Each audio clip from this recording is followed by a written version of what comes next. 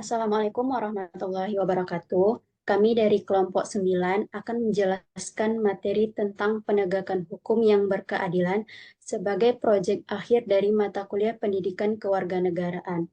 Saya, Tesi Sukaisi dengan NIM 2300255 dari Prodi Administrasi Pendidikan sebagai moderator dan pemateri pertama. Selanjutnya rekan-rekan saya. Saya Dimas Adiputra, NIM 2305309 dari Prodi Pendidikan Ekonomi sebagai pemateri kedua. Selanjutnya, Saya Nur Hidayati dengan NIM 2300627 dari Prodi Bimbingan dan Konseling sebagai pemateri ketiga. Selanjutnya, Saya M. Rizky Wahyudi dengan NIM 2308636 dari Departemen Pendidikan Olahraga sebagai pemateri keempat. Selanjutnya, Saya Arjumaidi Evan dengan NIM 230864145 dari Prodi Pendidikan Olahraga sebagai pemateri kelima. Selanjutnya, Saya Radul Sito dengan NIM 230862337 dari Pendidikan Olahraga sebagai pemateri yang keenam. Kembali kepada moderator.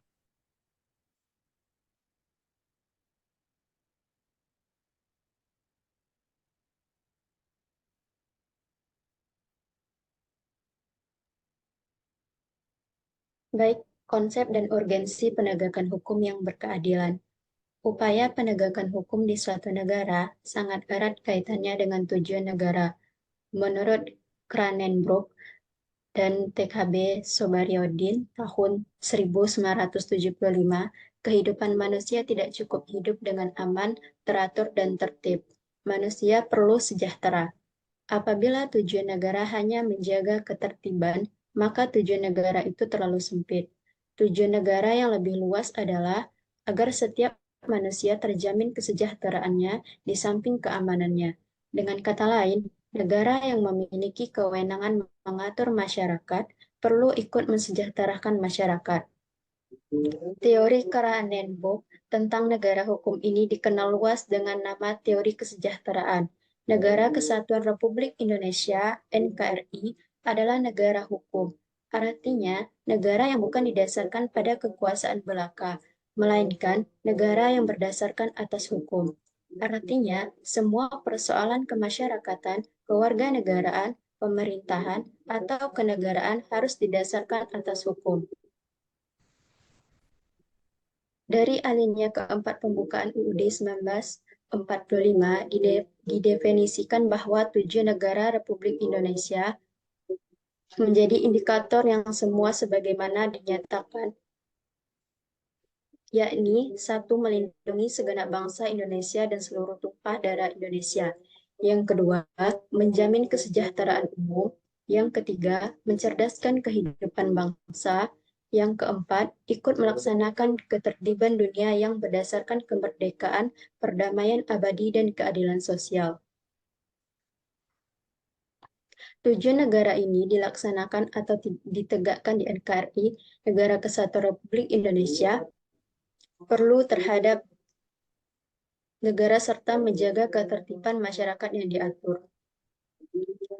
Undang-Undang Dasar Negara Republik Indonesia tahun 1945, di mana terdapat dalam bab 9 pasal 24A, pasal 24, pasal 24, pasal 24A, pasal 24B, pasal 24C, dan pasal 25 tentang kekuasaan kehakiman.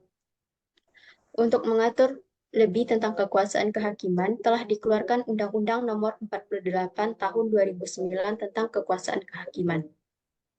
Selanjutnya, baiklah, saya akan menjelaskan materi kedua, yaitu alasan diperlakukannya penegakan hukum yang berkeadilan.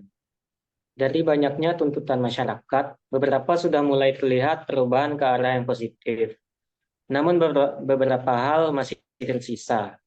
Mengenai penegakan hukum ini, hampir setiap hari media massa baik elektronik maupun cetak menayangkan masalah pelanggaran hukum baik terkait dengan masalah penegakan hukum yang belum memenuhi rasa keadilan masyarakat maupun masalah pelanggaran HAM dan KKN. Berikut ini adalah permasalahan penegakan hukum yang terjadi di Indonesia. 1. Perilaku warga negara khususnya oknum aparatur negara banyak yang belum baik dan terpuji.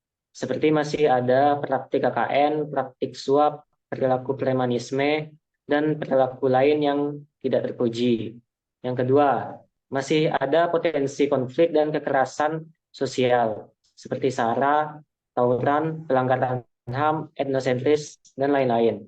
3. Maraknya kasus-kasus ketidakadilan sosial dan hukum yang belum diselesaikan ditangani secara tuntas. 4. Penegakan hukum yang lemah karena hukum bagaikan pisau yang tajam ke bawah tetapi tumpul ke atas. Yang kelima, pelanggaran oleh wajib pajak atas penegakan hukum dalam bidang perpajakan. Baik, pemateri selanjutnya. Baik, selanjutnya itu sumber historis. Sumber sejarah tentang penegakan hukum yang berkeadilan di Indonesia meliputi yang pertama Pancasila. Sila kelima dari Pancasila, yaitu keadilan sosial bagi seluruh rakyat Indonesia, menjadi pedoman bagi penegakan hukum yang berkeadilan di Indonesia. Yang kedua, Konstitusi 1945. Konstitusi yang berkeadilan pada tahun 1945 menjadi dasar hukum negara dan mendorong banyak aspek dalam kehidupan masyarakat, termasuk dalam penegakan hukum. Konstitusi ini menjamin kepastian hukum dan keadilan sosial bagi seluruh rakyat Indonesia. Yang ketiga, dinamika historis konstitusional, sosial politik, kultural, serta konteks kontemporer penegakan hukum yang berkeadilan, yaitu tulisan ini menelusuri konsep dan urgensi penegakan hukum yang berkeadilan, serta menggali sumber sejarah, sosiologis, dan politik tentang penegakan hukum yang berkeadilan di Indonesia. Yang keempat, upaya penegakan hukum dan keadilan, perspektif sosio-historis Islami. Tulisan ini memberikan tawaran pemikiran bahwa upaya penegakan hukum dan keadilan diperlukan langkah-langkah sebagai berikut. Merekonstruksi hukum yang selama ini cenderung bercorak positivistik dengan pendekatan yudiris formal, pengayaan pada etik substantif, pragmatis, serta adanya kemauan politik dan niat baik dari para pemimpin politik dan pemerintahan.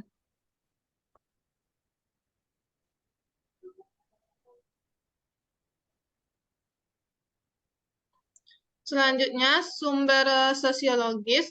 Secara sosiologis, Gustav Rechtbruch sebagai ahli filsafat Jerman dalam Sudikno Martokusumo tahun 1986 halaman 130 menyatakan bahwa untuk menegakkan hukum ada 3 unsur yang selalu harus diperhatikan, yaitu yang pertama keadilan, yang kedua kemanfaatan, dan yang ketiga kepastian. Selanjutnya sumber politik. Secara politis, dalam upaya mewujudkan sistem hukum nasional yang bersumber pada Pancasila dan Undang-Undang Dasar Negara Republik Indonesia tahun 1945, bukan hanya diperlukan pembaruan materi hukum, tetapi yang lebih penting adalah pembinaan aparatur hukumnya sebagai pelaksana dan penegak hukum. Di negara Indonesia, pemerintah bukan hanya harus tunduk dan menjalankan hukum, tetapi juga harus aktif memberikan penyuluhan hukum kepada segenap masyarakat agar masyarakat semakin sadar hukum. Materi selanjutnya.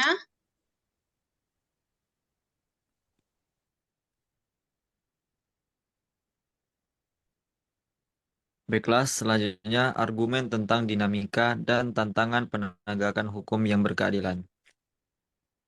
Banyak kasus perilaku warga negara sebagai subjek hukum, baik yang bersifat perorangan maupun kelompok masyarakat yang belum baik dan terpuji atau melakukan pelanggaran hukum, menunjukkan bahwa hukum masih perlu ditegakkan. Persoalannya, penegakan hukum di Indonesia dipandang masih lemah. Dalam beberapa kasus, masyarakat dihadapkan pada ketidakpastian hukum. Rasa keadilan masyarakat pun belum sesuai dengan harapan. Sebagai masyarakat bahkan merasakan bahwa aparat penegak hukum sering memberlakukan hukum bagaikan pisau yang tajam ke bawah tetapi tumpul ke atas. Apabila hal ini terjadi secara terus-menerus, bahkan telah menjadi suatu yang dibenarkan atau kebiasaan, maka tidak menutup kemungkinan akan terjadi revolusi hukum. Oleh karena itu, tantangan yang dihadapi oleh bangsa Indonesia saat ini adalah menghadapi persoalan penegakan hukum di tengah maraknya pelanggaran hukum di segala strata kehidupan masyarakat. Di era globalisasi yang penuh dengan iklim materialisme, banyak tantangan yang dihadapi oleh aparat penegak hukum.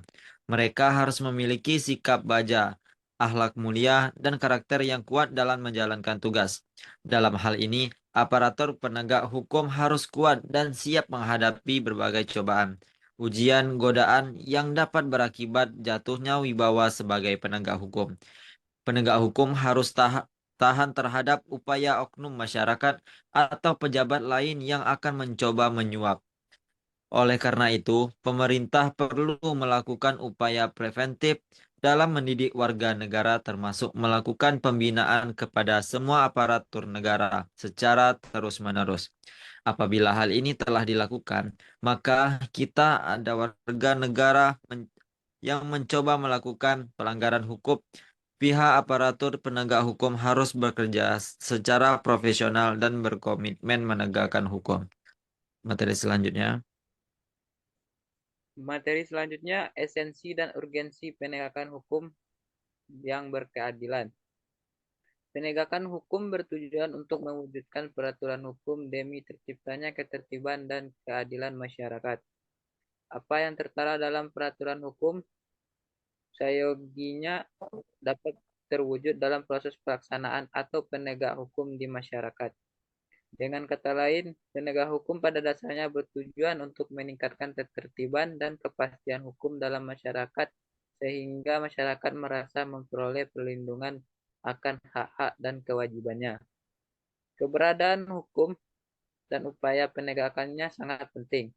Ketidakan penegakan hukum, terlebih tidak adanya aturan hukum yang mengakibatkan kehidupan masyarakat kacau. Negara bangsa Indonesia sebagai negara modern dan menganut sistem demokrasi konstitusional. Dalam memiliki sejumlah peraturan perundangan, lembaga-lembaga hukum, badan-badan lainnya, dan peraturan penegak hukum. Namun, demi kepastian hukum untuk memenuhi rasa keadilan masyarakat, upaya penegakan hukum harus dilakukan secara terus-menerus. Baik, materi selanjutnya. Baiklah, materi selanjutnya, rangkuman penegakan hukum yang berkeadilan. Dalam rangka mewujudkan sistem hukum nasional yang berlandaskan Pancasila dan UUD NRI 1945, pembangunan bidang hukum mencakup sektor materi hukum, sektor sarana dan prasarana hukum, serta sektor aparatur penegak hukum. Aparatur hukum yang mempunyai tugas untuk menegakkan dan melaksanakan hukum antara lain lembaga kepolisian, kejaksaan, dan kehakiman. Fungsi utama lembaga kepolisian adalah sebagai lembaga penyidik, sedangkan kejaksaan berfungsi utama sebagai lembaga penuntut, serta lembaga kehakiman sebagai lembaga pengadil atau pengutus perkara. Penegakan hukum bertujuan untuk meningkatkan ketertiban dan kepastian hukum dalam masyarakat sehingga masyarakat merasa memperoleh pengayoman dan haknya terlindungi. Dalam menegakkan hukum, terdapat 3 unsur yang harus diperhatikan, yaitu kepastian hukum, kemanfaatan, dan keadilan. Penegakan hukum di Indonesia masih menghadapi masalah dan tantangan untuk memenuhi rasa keadilan masyarakat. Penegakan hukum sangat penting diupayakan secara terus-menerus untuk meningkatkan ketertiban dan kepastian hukum dalam masyarakat. Untuk menyelesaikan perkara-perkara yang terjadi di masyarakat secara adil, maka para aparatur hukum harus menegakkan hukum dengan sebaik-baiknya. Baiklah, saya kembalikan kepada moderator.